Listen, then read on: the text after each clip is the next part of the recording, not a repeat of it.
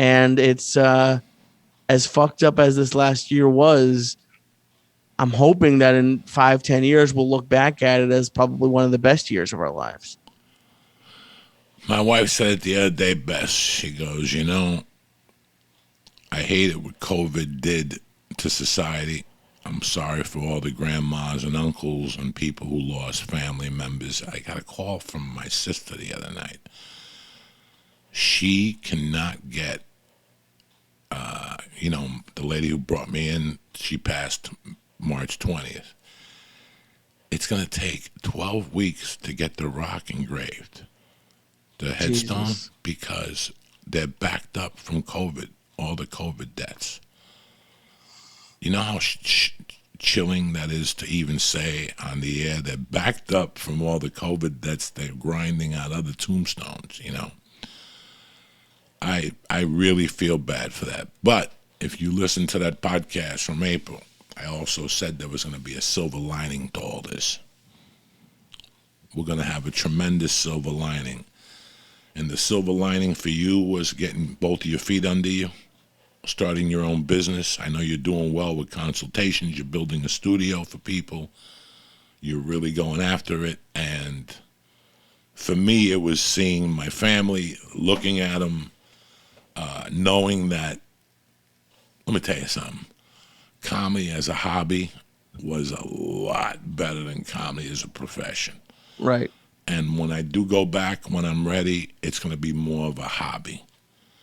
It's not going to be a profession. It's not going to define me. It was too much. It was too much. I look at Instagram now and I see these comics, taking pictures, and it's like, it's too much. That's not what we were programmed to do. They're programming this desperation in you and this neediness in you, and I didn't like it. That was the weight I lost. That was the real weight I lost. It's not the physical weight. I lost that weight on my shoulders that I couldn't do nothing without picking up an envelope. That's a great statement, but it's really not. You should be able to want to go to Uncle Vinny's on a Tuesday night and do a guest set just for the sake of it. Right.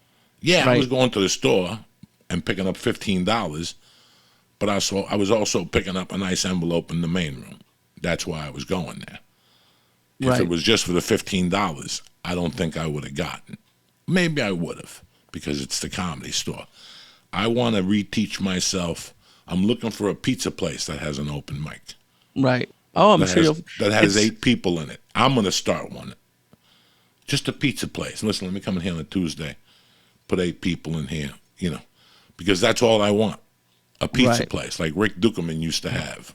Rick Dukeman's mother lived in Ohio, his mother-in-law, and he would do Letterman and then drive to Ohio, and fucking his wife would go, "Where you going?" He goes, "I got to start my new set. There's a pizza parlor down the corner that does comedy. I really don't want nobody to see me. Right. I just want to get back into this fucking, thing. Not ready. I'm not ready right now. But I am so proud that because of you, I speak to a therapist now. That's wild. That's great. I speak to a therapist. I've made some great progress with her, as you could tell by looking at me. I still got my fucking problems, I still got my problems, but we're not where we were, Lee. And that was just 10 months ago. It is crazy how quickly that went by. It's 10 months ago. I mean, we did the whole month of July, and then we did 8 episodes in fucking 2 weeks. Yeah. We moved to both of our houses. We moved the studio, and then we had episodes right up until the last week of August. Yeah. Yeah, because I think we even did 2 of them without like a wall. We only had like a wall. We did like 4 of them.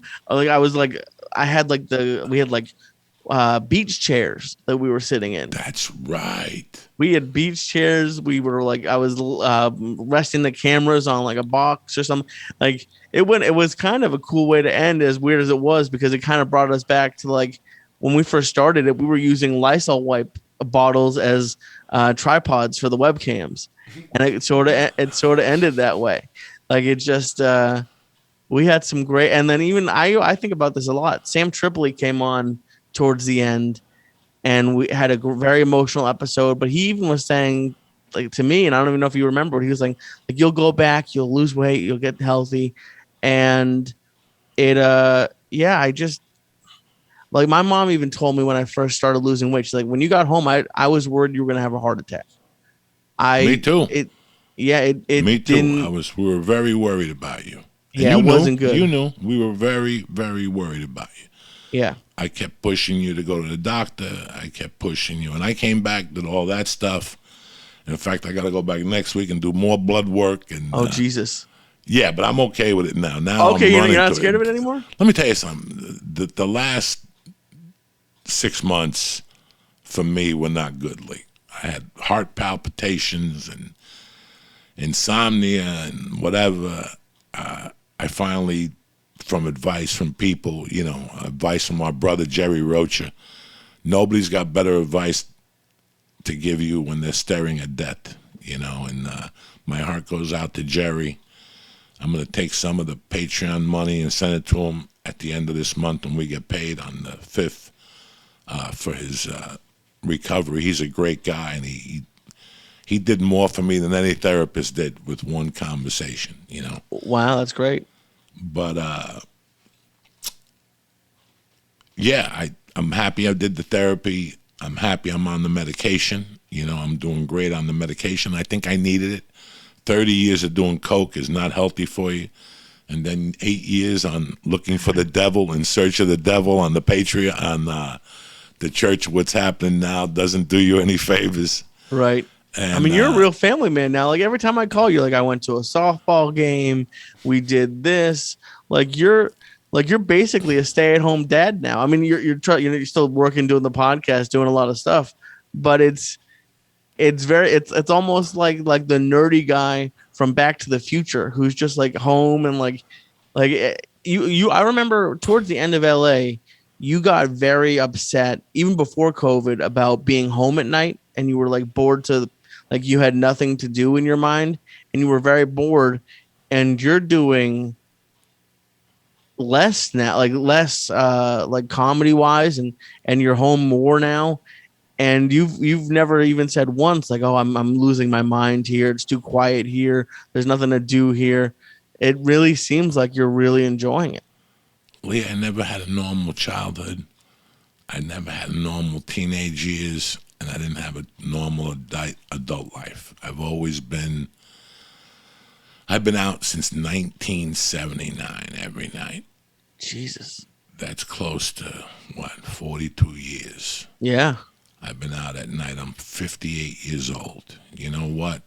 Rich Voss had a birthday party last Wednesday at Tiff's, the Comedy Dojo. Right. I wanted to go in the worst fucking way. But I got to tell you something. Couldn't do it.